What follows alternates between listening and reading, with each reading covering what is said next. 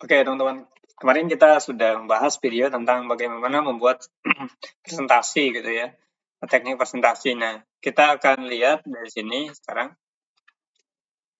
teknik presentasi.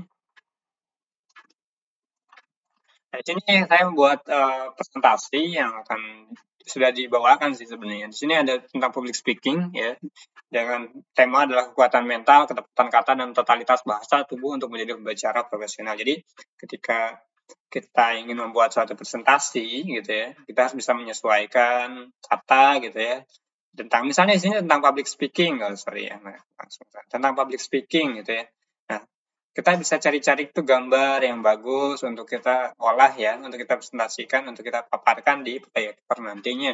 Tentunya ya jangan orang yang sedang lari gitu ya, karena konteksnya ada public speaking ya, bisa kita menambahkan foto-foto yang sedang berbicara. Contoh di sini ada Jokowi gitu ya, ada apa namanya, ada Anies Baswedan gitu ya, terus lagi ada ruang rapat DPR gitu ya, DPR dan seterusnya gitu ya. Nah, seperti ini. Dan di sini ada nama dan si apa namanya judul pembuatnya. Oke, di sini kita lanjut seperti ini. Silahkan pilih. Di sini tetap gambar juga. Mana yang Anda suka? Gambar atau gambar ini atau gambar ini, misal seperti itu. Atau seperti ini lagi, gitu ya. Nah, misal like and dislike and public speaking, gitu ya. Kalau cuma kata-kata, mungkin orang-orang stres. Apakah teman-teman suka atau tidak suka tentang public speaking, gitu ya?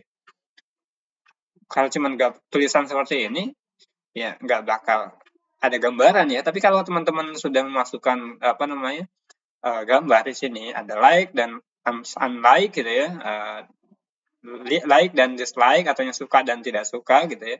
Jadi teman-teman bisa langsung memahaminya gitu ya.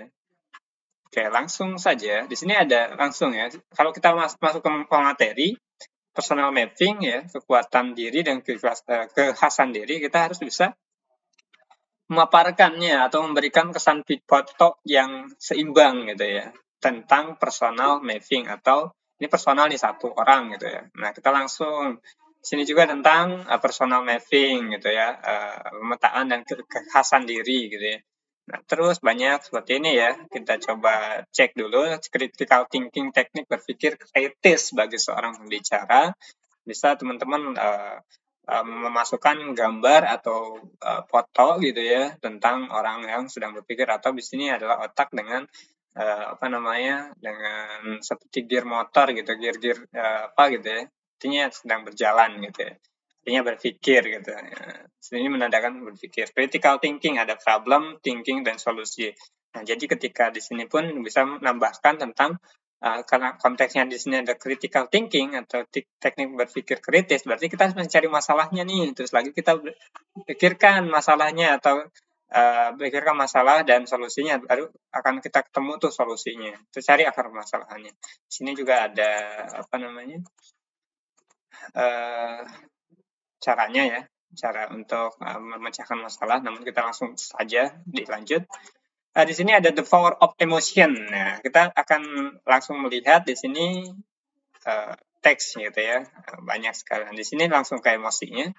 Strategi menampilkan unsur perasaan dalam presentasi. Nah, di sini ada perasaannya yang biasa saja gitu, santai gitu ya. Biasanya kalau Mbak Najwa ini ngomongnya agak keras gitu ya, atau enggak bukan keras sih, agak pedas gitu ya, atau kadang-kadang emosi gitu ya. Karena kan pembicaraannya kadang ke politik kan politik. Karena kalau politik itu kita harus apa namanya berasumsi akan emosi gitu, tapi nggak tahu juga sih seperti itu. Jadi kadang-kadang saya lihatnya Mbak Najwa itu seperti emosi, ini lagi emosi biasanya, seperti ini lagi santai ketika memang adalah pembicaraan presentasi gitu ya. Di sini emosi adalah harus berasal dari diri Anda ya. Ketika kita boleh tuh presentasi secara emosi ketika kita mengungkapkan hal-hal yang tidak dirasa balance ya, seimbang atau tidak kita terima gitu ya. Atau salah gitu ya. Kita bisa emosi gitu. Menampilkan misalnya ketika kita presentasi dengan apa namanya dengan emosi ya, ketika ada sebuah kegiatan yang emosi ya udah kita tampakkan muka emosinya gitu ya. Jangan sampai muka emosi tapi bahagia seperti ini teman-teman, ya nggak bisa ya.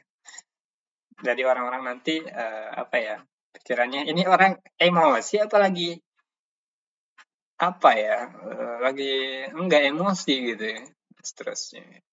Overcoming fear and the building self-esteem gitu ya. Teknik mengatasi ketakutan berbicara dan membangun kepercayaan diri. Nah, bisa teman-teman tuh lihat di sini ada apa namanya seorang yang sedang presentasi yang langsung sedang apa namanya ketawa gitu ya, sedang ngobrol gitu atau sedang nyanyi nih ya. Mengapa harus percaya diri gitu ya. Jadi supaya percaya diri itu kita harus mengekspresikan diri pada dasarnya seperti itu. Oke, kita lanjut. Di sini juga bagaimana membangun kepercayaan diri sebagai pembicara. Dan di sini saya meletakkan gambar apa namanya Obama ya, Presiden Amerika. Ya. Dia pernah sekolah di Indonesia. Sebagai motivasi, saya masukkan di presentasi ini gitu ya. Dia adalah orang yang hebat. Dia bisa sekolah di Indonesia, jadi presiden di luar negeri. The best of the good gitu ya. Nah, di sini ada tanda-tanda fisik kecemasan bicara. Nah, ketika kita bahas tentang tanda-tanda fisik kecemasan, ada gemetar dan seterusnya, ada malu, keringatan gitu ya, nggak bisa apa namanya, nggak bisa ngomong gitu ya, karena bergetar dan sebagainya, pucat dan sebagainya gitu ya, jangan berdebar-debar dan seterusnya. Nah, ini bisa kalian tampakkan. Jadi penanda bahwasanya kita sedang membahas tentang tanda-tanda fisik kecemasan atau nggak berbicara dengan cara mengatasinya seperti apa. Gampang ya mengatasinya. Oke, di sini juga saya how to handle it, bagaimana saya menghandle supaya tadi tidak gemetar gitu ya, atau enggak supaya tidak cemas gitu ya. Oke, di sini kita bisa jawab nih. Nah, di sini orang yang cemas nih, supaya tidak cemas seperti ini bagaimana caranya atau kenapa sampai dengan Anda merasa tenang, seterusnya. Ini saya hanya ingin apa namanya memberikan tips saja untuk membuat presentasi. Misal resep sukses mengatasi rasa takut. Nah, supaya tidak takut, apa yang harus kita lakukan? Nah, di sini ini cemas nih, takut banget ya ngomong seperti itu. Hadapi hadirin Anda. Ya, kita harus hadapi gitu ya. Anggap aja orang itu patung atau batu dan seterusnya. Atau anggap itu orang itu nggak ada gitu ya. Identifikasi pesan kunci Anda nya. Terus lagi buat persiapan matang. Jadi teman-teman juga harus, karena di sini resep suksesnya, berarti buat persiapan dulu, terus hadirin Anda, hadapi hadirin Anda, itu harus hadapi, penyaksikan suara Anda. Jadi harus menyesuaikan suara itu, jangan sampai suaranya tidak dihargai orang gitu ya. Kita lanjut di sini teknik melatih vokal yang baik gitu ya, teknik vokal ini suara yang intonasi gitu ya, intonasi atau apa bicara ada titik koma gitu ya, titik koma, tanda seru, tanda tanya seperti itu ya. Ada artian bagaimana ketika kita menanyakan harus seperti apa kata-katanya. Misalnya, halo selamat pagi, hari ini kita akan memulai pertemuan. Ayo semuanya semangat gitu ya. Teman semangat gitu ya, dan seterusnya. Artikulasi ya, artikulasi yang penyebutan suatu kalimat berdasarkan suku kata ya. Ini sedang belajar Latin dan seterusnya. Nah, di sini ada views, jeda berbicara. Dan jadi kita untuk jeda berbicara, tujuannya memperjelas kata atau kalimat yang kita ucapkan. Anda masing-masing wajib mementingkan kerjasama tim. Ya kan, diam dulu, jeda dulu. Kerjasama tim yang baik merupakan komponen yang penting bagi keberhasilan sebuah pekerjaan. Itu kan enak. Nah, ini juga views kecepatan berbicara. Jangan selalu cepat, jangan selalu lambat juga gitu ya.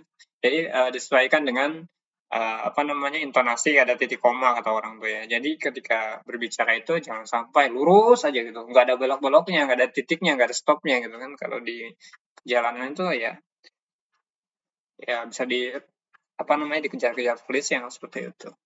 Disesuaikan dengan kecepatan berbicara kita gitu. Supaya audiens itu mengerti pada dasarnya seperti itu. Next ya, string power ya, penekanan kata pada poin-poin ya, sesuaikan. Oke, sini resep sukses, kenali hadirin Anda, buat opening yang menarik ya, buat pembukaan, jangan sampai pembukaan itu gitu-gitu aja gitu. Kenali hadirin kita mengetahui itu hadirin kita ada berapa orang nih, siapa aja yang akan datang, buat body content yang menarik. Nah, jadi kita harus bisa memasukkan body content atau foto-foto di presentasi yang akan kita berikan gitu. Jadi bisa menggunakan gambar atau video dan seterusnya. Kembangkan alur presentasi yang dinamis. Oke teman-teman, ya, sikap natural. Nah seperti ini. Jadi ketika kita ingin presentasi, jadi sesuaikan juga di di kondisi baju ataupun seragam yang kita kenakan atau kita pakai gitu ya. Jadi harus menyondongkan rasa tulus, jujur, empati, elegan gitu ya, profesional dan seterusnya gitu ya. Oke teman-teman, ini masih banyak ya. Oke, seperti ini karena memang saya bukan untuk presentasi, tapi ini hanya untuk memberikan gambaran bagaimana cara untuk membuat presentasi. Oke, itu aja. Terima kasih, semangat teman-teman, dan mari upgrade diri kita. Terima kasih.